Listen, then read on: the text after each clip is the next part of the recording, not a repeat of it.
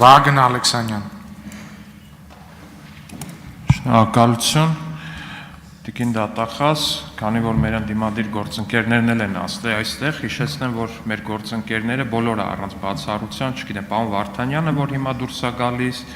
տիկին Վարդանը, որ գնում է նորից, տիկին Աննա Գրիգորյանը, նրանք բոլորը միասին օրերս կամ ամիսներ առաջ, եթե ոչ տարի առաջ, Սահմանադրական դատարանում բողոքարկել էին ապօրինի գույքի բռնագանձման մասին օրենքը, փորձելով ըստ երևույթին պաշտպանել իրենց քաղաքական ղեկավարների բռնագանձման ենթակա գույքը, բայց քանի որ այս վերջերս ինչ որ հակակոռուպցիոն մարտիկների շորեր են հագել ու փորձում են ներկայանալ որպես հակակոռուպցիոն մարտիկներ, այսպես ասած, խնդրում եմ ինձ մոտավորապես եւ երեք էլ իդեպ հարցազրույցում Գառնիկ Դանիելյան ազգային ժողովի պատգամավոր Հայաստան խմբակցությունից հայտնեց, որ Ռոբերտ Քոչարյանի որդիները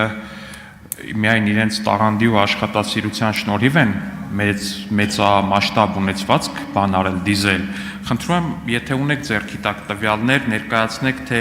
ինչ չափի ապօրինի գույքի պահանջ կա Քոչարյանների ընտանիքից որպես այդպեսին, որպեսզի ուղղակի կարողանանք հասկանալ այդ տաղանդի եւ աշխատասիրության չափը։ Պարոն Ալեքսանյան, կոնկրետ անձանց վերաբերյալ ունենք հրապարակած տվյալներ, որոնք որ ապօրինի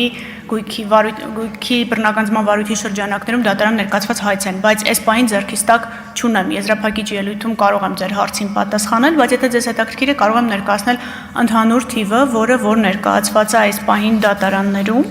հայցադիմումների շրջանակներում։ Ներողություն, մենք ունենք այս պահին 2021 թվականից առ այսօր հակակոռուպցիոն դատարանի վարույթում քննվող շուրջ 150 հայցադիմում տարբեր պաշտոնատար անձանց եւ նրանց փոխկապակցված անձանց վերաբերյալ այս հայցադիմումների շրջանակում խոսքը միայն դատարանի մասին է։ Արգելանք է դրված 1496 անշարժ գույքի վրա, 288 շարժական գույքի վրա, 391 իրավաբանական անձում մասնակցության իրավունքի վրա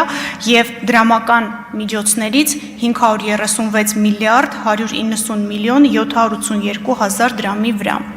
Արգելադրված գույքերի եւ իրավաբանական անձանց մասնակցության արժեքը դեռևս գնահատման փուլում է գտնվում, ինչը նշանակում է, որ թիվը դեռ կփոխվի, իսկ 147 հայցադիմումներով ընդհանուր հայցագինը 608 միլիարդ 505 միլիոն 330 հազար դրամ է։ Սա ընդհանուր հայցագինն է, որը միայն ապօրինի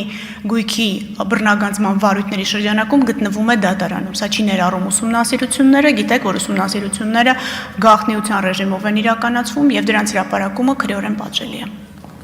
Արձագանք։ Շնորհակալություն։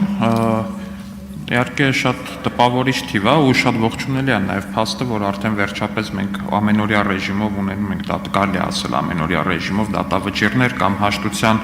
համաձայնագրեր են կնքվում այս գործերով ու պետությանը վերադարձում է այդ գույքերի մի ահռելի հատվածը, բայց ես կարծում եմ մեր հանրությունը առավել վիզուալ դա պատկերացնելու անհրաժեշտություն ունի, հասկանում եք, իմ ընկալմամբ երբ որ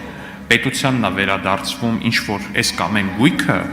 միլիարդավոր արժեքների կամ թեկուզ, չգիտեմ, $10,000 գույք էլ երբ որ այդ միլիարդավորների հետ մեկտեղ վերադարձում է, ես կարծում եմ դա պետք է վիզուալ ցույց տալ հանրությանը։ Ու դա հենց կարծում եմ առաջին հերթին շատ բան կանի։ Նաև թե դատախազության, թե ընդհանուր դատաիրավական համակարգի հեղինակության բարձրացման համար շատ կարևոր դեր կունենա։ Ասեմ, որ ես ինքս էլ որպես պատգամավոր պատրաստում եմ պարբերաբար այցելել պետությանը վերադարձված այդ թալանված օբյեկտները ու հանրությանը ներկայացնել իրականում մեր այս նորընծա հակակոռուպցիոն մարտիկների իրական երեսը եւ այն թե ինչի համար էին նրանք սահմանադրական դատարանում այդքան ատամներով պայքարում, որպեսզի ապօրինի գույքի բռնագանձման մասին օրենքը ուժի մեջ չմտնի, ճանաչվի հակասահմանադրական։ Շնորհակալություն։ Պարոն Ալեքսանյան, շատ կարճ նշեմ, որ մեր գործառույթների շրջանակում մենք ըստ էության ավարտում ենք մեր առաքելությունը, երբ գույքը ամրացվում է պետական գույքի կառավարման կոմիտեին, բայց դուք շատ կարևոր դիտարկում արեցիք, այստեղ շատ կարևոր է հանրային վերահսկողությունը գույքի հետագա կիրառման տեսանկյունից եւ նաեւ հանրային իրազեկումը գույքի հանրօգուտ օգտագործման նպատակների տեսանկյունից եւ մեզ համար շատ կարևոր է, որ առաջնային մանդատ ունեցող падգամավորն է նման հարցադրում բարձրացնում։ Իհարկե մենք փորձում ենք բոլոր ձևաչափերով